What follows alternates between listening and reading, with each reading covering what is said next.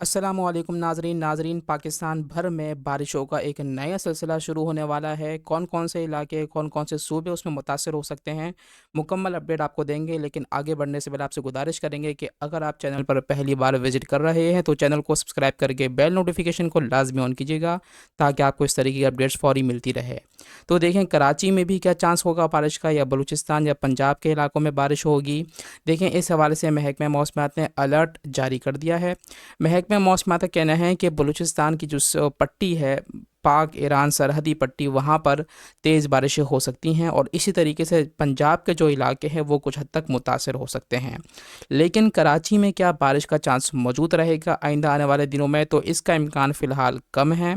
अलबत्ता पाकिस्तान के कराची का जो मौसम है वो रहेगा अबरआलूद, कुछ हद तक जुज़वी तौर पर अबरआलूद रहेगा। अलबत्ता थोड़ी सी दोपहर के टाइम पे भी थोड़ी गर्मी बढ़ सकती है, और सुबह और रात के टाइम में भी सर्दी की शिद्दत में हल्का सा इजाफा हो सकता है।